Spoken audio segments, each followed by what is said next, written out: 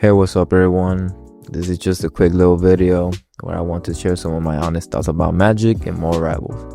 Lately, I've been thinking a lot about where she stands in the current meta, especially with all these new characters and balance updates happening. So the big question I'm answering today is, should you still learn and play Magik going forward? Just a heads up, I'm not a pro or a top tier player by any means. I've just put a good amount of time into playing Magik and just wanted to give my take based on my experience. So if you're a Magik main, thinking about picking her up, or just curious where she fits right now, stick around. Okay, so the other day while playing more rivals as usual, I found myself thinking, how effective is Magik really? Especially now with all these new characters and changes coming in. And honestly, I still think Magik is a solid character. In the right hands, she can absolutely carry games and make a big difference for your team. Her 50% win rate across all ranks is a good sign, especially when you compare that to other heroes in the current pool. That said, getting consistent value out of her is definitely starting to feel more challenging, especially in the higher ranked games. For example, me personally, I have peaked in Celestial 1 before, and it's either I have a great game or I have a horrible game where I can't do nothing. I'm countered always like an Emma, the thing. Something between those lines. It's either or, like either I have a great game or I just have an abysmal game with Magik. So it literally goes like that. It really feels like Magik and dive characters in general have been getting hit with a lot of indirect nerfs. And look, I get it, for a while dive was super strong and even frustrating, especially for support players. So it makes sense why the devs are trying to tone it down a bit.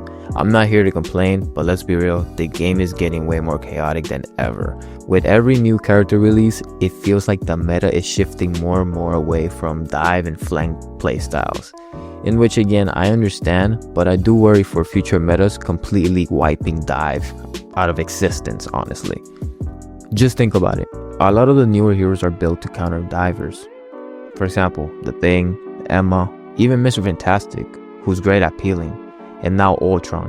While I don't mind going up against flyers, when you've got multiple flying enemies in a match, it can really get annoying and often forces me to switch off Magik. Just imagine if they add a flying Vanguard, right? And we have these meta comps that are flying types.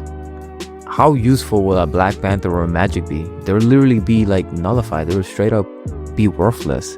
So that's what I'm really concerned of and like really afraid of. But hey, we don't know yet. But I'm just saying, watch out for the future. Like future metas scare me a little bit. And that's not even counting the already established characters like Winter Soldier and his grabs, Namor and his squids, Adam's Soulspawn. And don't even get me starting on the new Penny Parker changes and team up. It's a lot to deal with. Now, to be fair, the best Magik players will always find ways to adapt and make it work, but it's undeniable it's getting harder and harder to play dive heroes effectively in this environment. Again, this isn't a rant or a request for buffs. I'm just being real with you about how things currently stand and where it's potentially heading. Just look at how rough it is for Black Panther players right now. It's tough. If I'm being completely honest with you, I think Magik is in a solid spot as is. It's kind of refreshing that she hasn't been changed too much, which is kind of great, but I do have some concerns for the future. Mostly because of the steady stream of new characters and abilities that make life harder for divers like Magik and Black Panther.